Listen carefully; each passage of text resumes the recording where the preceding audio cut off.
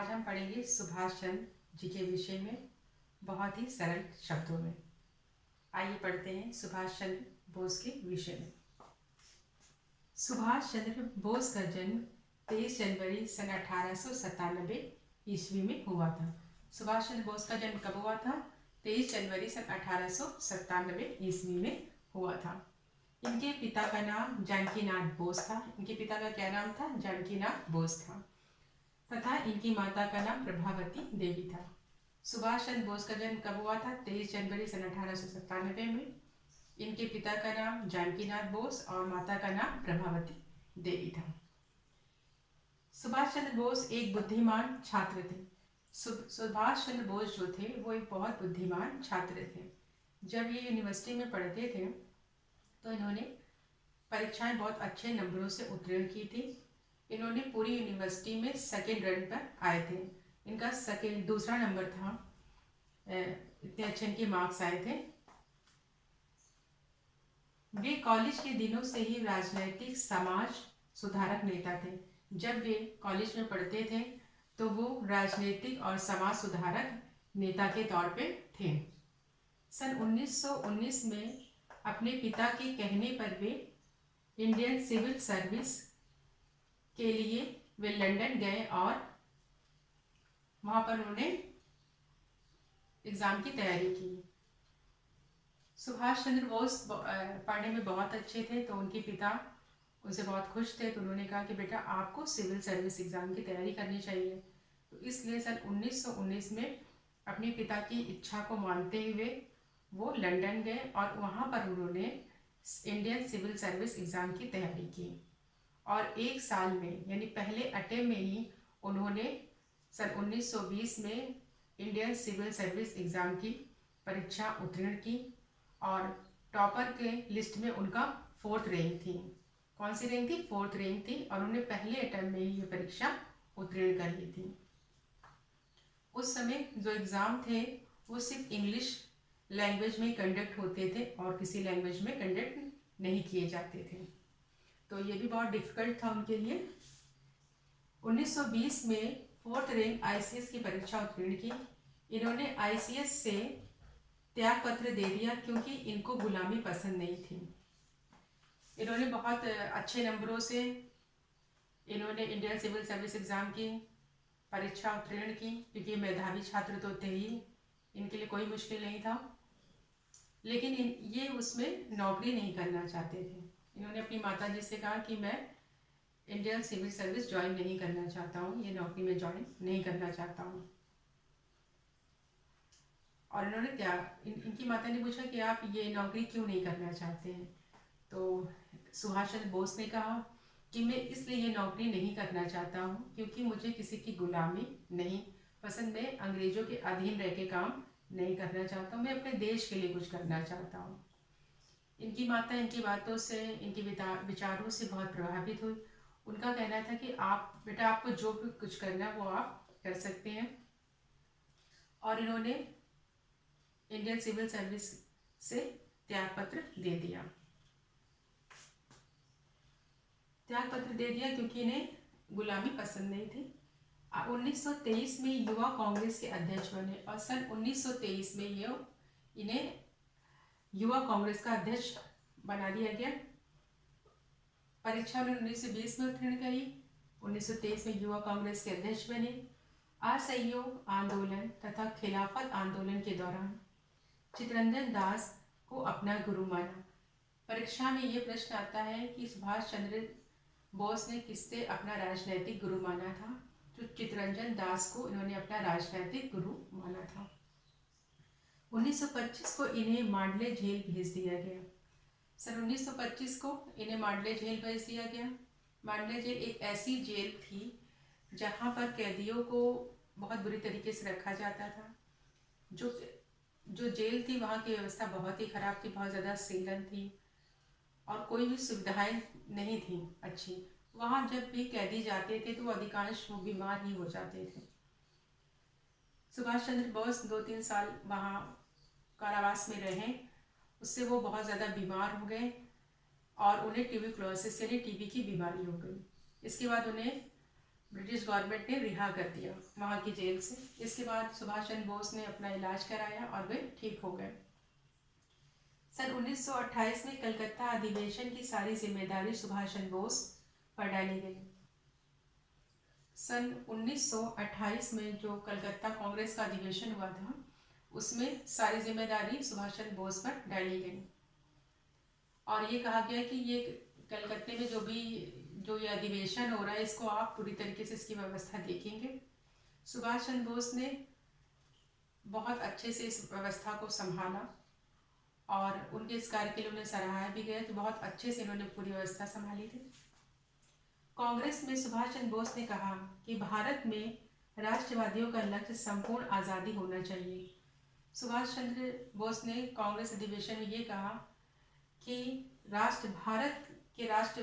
भारत में राष्ट्रवादियों को, जो हम लोग राष्ट्रवादी हैं, जो राष्ट्रवादी लोग हैं, उनका लक्ष्य क्या होना चाहिए? उनका लक्ष्य होना चाहिए संपूर्ण आज़ादी का लक्ष्य होना चाहिए, ना कि डोमिनियन स्टेटस का। ये बात किसने कही थी? ये बात कही थी सुभाष चंद्र बोस ने। कब कही थी? सन 1928 में। कब कही? 1928 में। 2 जुलाई 1940 को सुभाष चंद्र जी को 11वीं बार गिरफ्तार किया गया। प्रश्न आता है सुभाष चंद्र बोस को 11वीं बार कब गिरफ्तार किया गया था? वो सन पूछते हैं तो आप लिखेंगे 2 जुलाई सन 1940। 2 जुलाई 1940 को सुभाष चंद्र बोस को 11वीं बार गिरफ्तार किया गया था। कब किया गया था सुभाष चंद्र बोस को? 2 जुलाई 1940 को। ये डेट ध्यान रखिएगा, ये बहुत महत्वपूर्ण डेट है, अधिकांश एग्जाम में आती है। जेल में 10 दिनों का आमरण अनशन पर बैठे। सुभाष चंद्र बोस कितने दिनों के लिए आमरण अनशन पर बैठे? 10 दिनों के लिए। एग्जाम में आता है वो 4, 5, 6 ऐसे दिन लिख के दे देंगे आपको, 10 दिन पे टिक करना है। कितने दिनों तक वो आमरण अनशन पे बैठे? तो 10 दिनों तक वो आमरण अनशन पर बैठे। इन्हें 6 दिसंबर 1940 को घर भेज दिया गया। सुभाष चंद्र बोस जब आमरण अनशन पे बैठे तो सुभाष चंद्र बोस की तबीयत बहुत ज़्यादा खराब हो गई। तो अंग्रेज डर गए, ब्रिटिश गवर्नमेंट ये डर गई कि अगर सुभाष चंद्र बोस को कुछ हो जाता है तो ये जो पब्लिक है या जो भारत के लोग बहुत ज़्यादा आक्रोशित हो जाएंगे और ये बहुत केस जो होगा बहुत ज़्यादा बिगड़ जाएगा। इससे अच्छा कि सुभाष चंद्र बोस को रिहा कर दिया जाए। तो उन्होंने 6 दिसंबर 1940 को उन्हें घर भेज दिया, उन्हें रिहा कर दिया। इसके बाद आज़ाद हिंद फौज का संगठन करना कैप्टन मान सिंह ने शुरू किया। आज़ाद हिंद फौज का जब संगठन करना स्टार्ट किसने किया गया? शुरुआत किसने की थी? वो की थी कैप्टन मान सिंह ने की। इसके बाद सन 1942 में जापान के टोक्यो में रास बिहारी बोस ने आज़ाद हिंद फौज की स्थापना की। 1942 में आज़ाद हिंद फौज की स्थापना की गई। आज़ाद हिंद फौज की स्थापना का उद्देश्य द्वितीय विश्व युद्ध के दौरान अंग्रेजों के खिलाफ लड़ना था। जो आज़ाद हिंद फौज की स्थापना की उसका मोटिव ये था कि हमें अंग्रेजों के खिलाफ लड़ना है, इसलिए इस संगठन को बनाया गया। जापान ने आज़ाद हिंद फौज के गठन में सहयोग दिया। तो आज़ाद हिंद फौज के गठन में सहयोग कौन से देश ने दिया? तो जापान ने दिया था। किसने दिया था? जापान ने दिया था। बाद में सुभाष चंद्र बोस ने आज़ाद हिंद फौज की कमान संभाल ली थी। इसके बाद सुभाष चंद्र बोस ने आज़ाद हिंद फौज की कमान अपने हाथ में संभाल ली। और अगर कहेंगे आज़ाद हिंद फौज के गठन में सहयोग किस देश ने किया था? तो जापान ने किया था। ठीक है। सुभाष चंद्र बोस को हिटलर ने नेताजी की उपाधि दी थी। सुभाष चंद्र बोस भी हम कहते हैं और नेताजी भी कहते हैं। तो नेताजी की जो उपाधि है वो किसने दी थी? ये प्रश्न अधिकांश एग्जाम में बच्चों आता है। तो आप लिखेंगे सुभाष चंद्र बोस को हिटलर ने नेताजी की उपाधि दी थी। ठीक है। नेताजी ने आज़ाद हिंद फौज की कमान संभाली। जब नेताजी ने आज़ाद हिंद फौज की कमान संभाली तो दक्षिण पूर्व एशिया में रह रहे 20 लाख से अधिक भारतीय, तो दक्षिण पूर्व एशिया में जो भारतीय निवास कर रहे थे तकरीबन वो 20 लाख थे। उन्होंने इनकी बात को बहुत गंभीरता से लिया और संपूर्ण सैन्य संगठन को जो उन्होंने क्या किया बहुत गंभीरता से लिया और वो उनके साथ हो लिए। नेताजी ने आजाद भारत की अस्थायी सरकार की घोषणा की और दिल्ली चलो का नारा दिया। कभी कभी एग्जाम में ये आता है कि दिल्ली चलो का नारा किसने दिया, तो वो सुभाष चंद्र बोस ने किया। अस्थायी सरकार की घोषणा किसने की, अस्थायी सरकार की घोषणा किसने की, तो वो सुभाष चंद्र बोस ने की। उस समय हमारी स्थायी सरकार नहीं थी, तो अस्थायी सरकार की घोषणा किसने की थी, तो सुभाष चंद्र बोस ने की थी। नेताजी ने महात्मा गांधी को राष्ट्रपिता के नाम से पुकारा।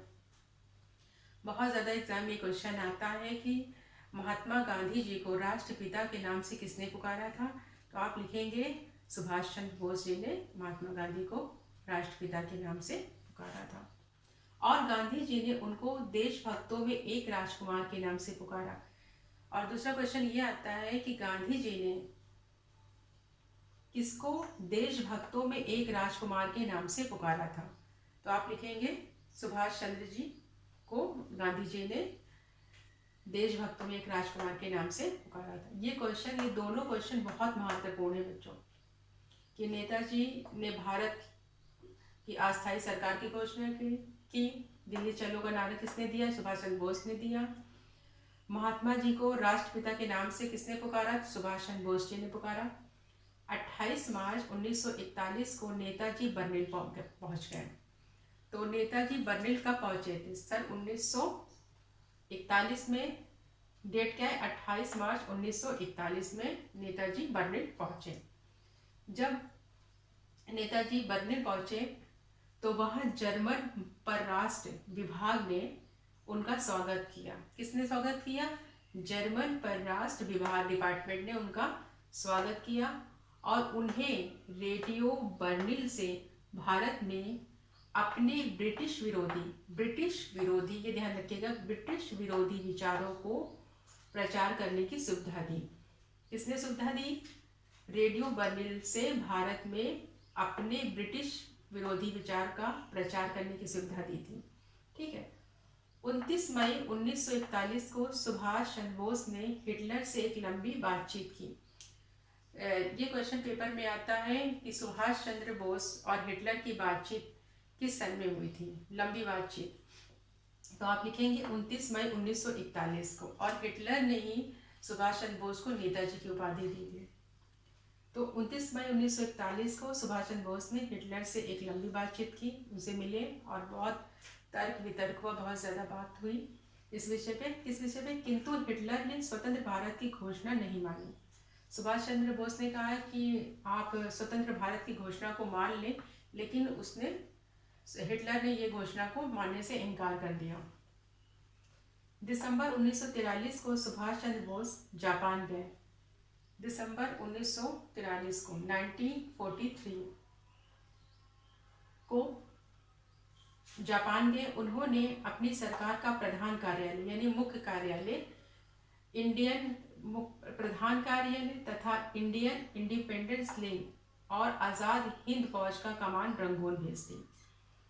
ये क्वेश्चन पेपर में आता है कि आज़ाद हिंद फौज की कमान कहाँ भेजी उन्होंने सन 1943 में, तो रंगून भेज दी।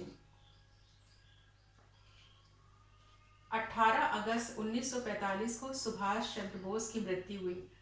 तो ऐसा माना जाता है कि टोक्यो जाते हुए हवाई दुर्घटना में उनकी मृत्यु हो गई थी।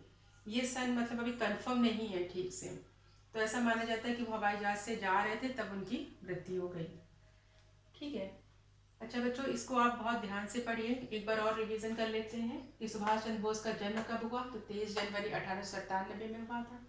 इनके पिता का क्या नाम था, जानकीनाथ बोस था। माता का नाम प्रभावती देवी था। 1919 में पिता के कहने पर ये लंदन गए। 1920 में इन्होंने इंडियन सिविल सर्विस एग्ज़ाम को अच्छे नंबरों से उत्तीर्ण किया, और लेकिन इन्हें ये नौकरी नहीं करनी थी क्योंकि उन्हें गुलामी नहीं पसंद थी, तो उन्होंने इसमें त्याग पत्र दे दिया। सुभाष चंद्र बोस के राजनीतिक गुरु कौन थे, तो आप ले आएंगे चित्तरंजन दास थे। उन्हें मांडले जेल किस सन में भेजा गया, तो सन 1925 में भेजा गया। कलकत्ता अधिवेशन की सारी जिम्मेदारी किस पे सौंपी गई, तो सुभाष चंद्र बोस में सौंपी गई। किस सन में सौंपी गई, तो 1928 में। सुभाष चंद्र बोस को 11वीं बार कब गिरफ्तार किया गया? तो आप लिखेंगे 2 जुलाई 1940 को। सुभाष चंद्र बोस आमरण अनशन पर कितने दिनों के लिए बैठे? तो आप लगाएंगे 10 दिनों के लिए। इन्हें 6 दिसंबर 1940 को भेज दिया गया। इन्हें रिहा कब किया गया? 6 दिसंबर 1940 को। सुभाष चंद्र बोस को किसने नेताजी की उपाधि दी? तो हिटलर ने दी। सुभाष चंद्र बोस ने महात्मा गांधी को राष्ट्रपिता के नाम से पुकारा। और 29 मई 1941 को सुभाष चंद्र बोस ने हिटलर से एक लंबी बात की और उस बात में ये कहा कि स्वतंत्र भारत की घोषणा करने के लिए उन्होंने उससे बात की, लेकिन हिटलर ने स्वतंत्र भारत की घोषणा करने से मना कर दिया। ये सभी प्रश्नों के उत्तर आप अच्छे से पढ़ लीजिएगा। आई होप कि आपको ये टॉपिक अच्छे से समझ में आ गया होगा। Thank you.